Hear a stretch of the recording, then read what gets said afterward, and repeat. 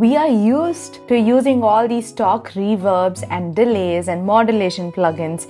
So in Logic, you have a couple of reverb plugins and delays, which are stock plugins, right? And you must be very familiar using all those plugins, but you will also wonder thinking, oh, there are just a handful of plugins that are available under reverb or under delay when it comes to stock plugins. You may not have purchased third-party plugins, so you will be kind of like stuck to those stock plugins, and then it may become repetitive in your song. Over time, you may want to try and experiment new plugins, right? But what if I tell you that there are much more reverb plugins, delay plugins, modulation plugins, EQ plugins, and compressor plugins as stock plugins itself in Logic Pro, which you don't know till now? Yes, there are so many other plugins apart from the channel EQ or the compressor or the reverbs that you normally use, and that's what I'm going to show you today.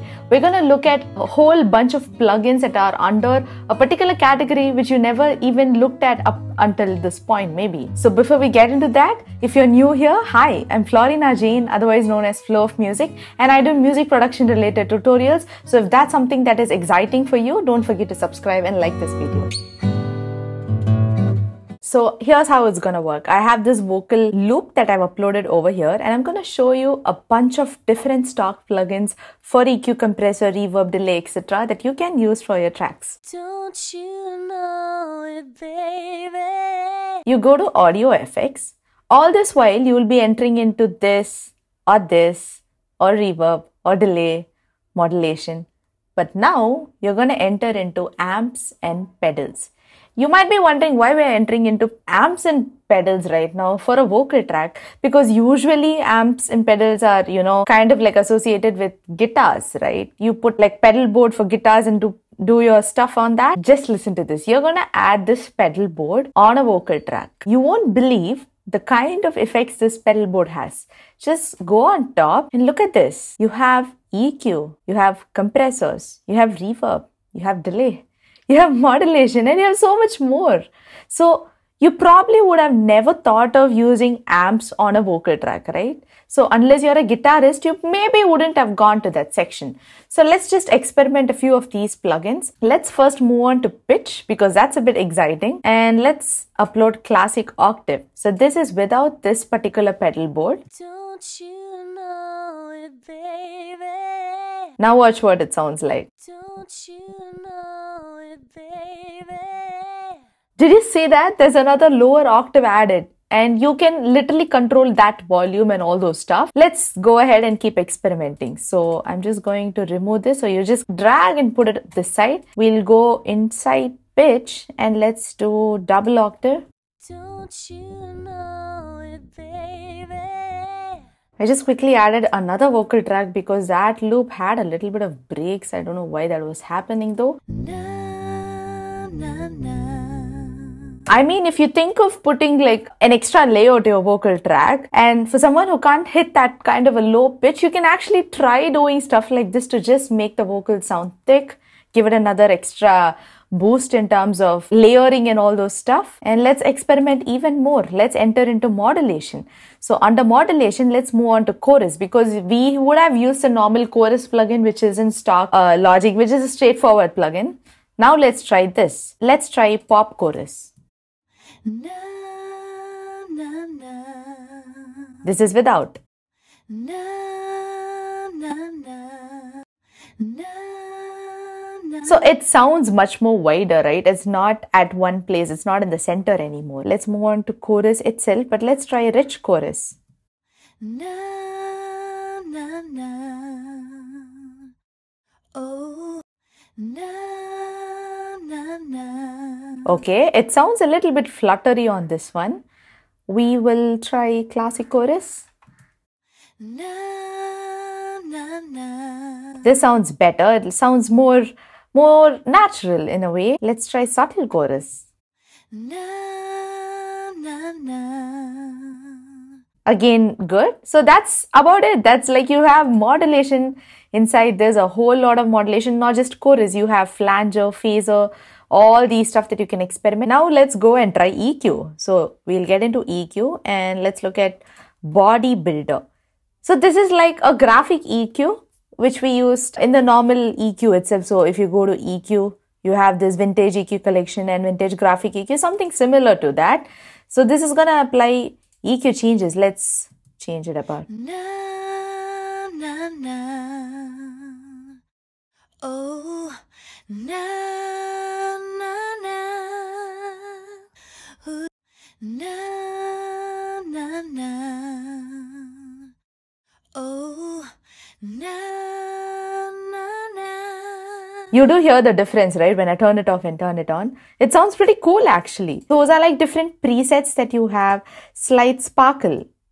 Na, na, na. So it's really good to experiment with all these kinds of EQ, right? Sticking to the same EQ may be a little monotonous sometimes. You may sometimes want to try a different saturation sound effect or something like that. So you can try this out. We also have reverb. So let's go ahead and try that. Let's try long vintage spring. Na, na, na. Oh, na, na, na. What I think is that this reverb doesn't have a lot of stereo spread to it, but it does have a difference in tone compared to the normal chroma verb or space designer that we normally use. That's pretty special. I think you have that kind of a spring sound to it, which is different in tone. Let's try a short reverb. Short, bright spring. Na, na, na. Oh, na, na, na. Ooh, na. Not bad, it sounds good. I mean, you can develop it even further. Like you can, after this, add a stereo width plugin or an exciter to give you a bit more saturation in the mid frequency, because it sounds like it's only having that atmospheric effect in the high frequency range. So that's an experimentation up to you. Let's go ahead and try some delay plugins. So in delay, I've got a lot of delay actually over here. Let's try basic tape delay. Na, na, na. Oh, It has that kind of a wobbly kind of a delay in it. Triple echo. But I'm just going to bring the mix down because I'm applying it directly on the channel strip. na, na, na. Okay, so this kind of sounds like a muffled delay. Let's move on to compressor. Let's just listen to how this sounds. Try subtle squash. Na, na, na. Oh, na, na, na. Ooh, na, na, na. Ooh, na. Okay, so this is good. I'm not having a lot of flexibility with this compressor though, which is slightly difficult to handle with in this section. I think I'm not really a fan of this compressor, whatever presets they have. But when it comes to EQ, I really like that graphic EQ that they've put. I like the reverb because I'm getting all these different tones that I normally don't get out of the direct stock reverb plugins.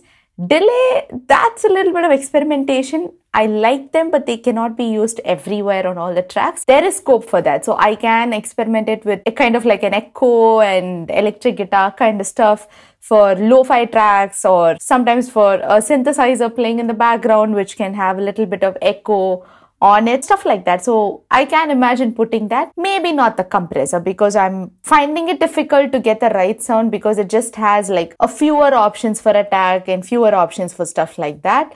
So apart from that, you have overdrive, distortion, fuzz, and filters, pitch. So we already talked about pitch, but you have so much more. Like you have like pitches that take up an octave higher, an octave lower, 2-3 pitches together. You have so many stuff to work with. In fact, if you go to amps and pedals once again and go to stomp boxes, there are some more functions inside this. So let's try modulation and something from here. Let me see. So let's try Heavenly Chorus Stereo. Let's just see how it sounds. Na, na, na. Oh, na. sounds good. Okay. These are some things that you can experiment with.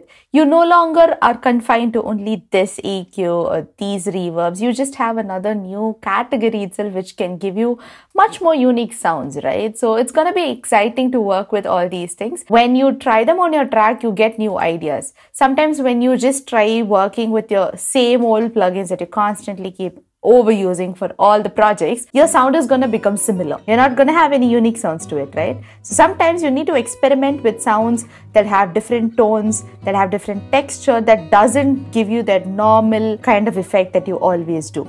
So that will diversify your mixing and mastering skills. So that's what I wanted to leave with you for this video. Just experiment with the amps and pedals categories, try them on your tracks and let me know how it works for you. If you have any other suggestion for videos that you want me to make, don't forget to comment them as well and I'll definitely make a video on that. Thank you so much for watching. Keep making music and I'll see you guys in another video.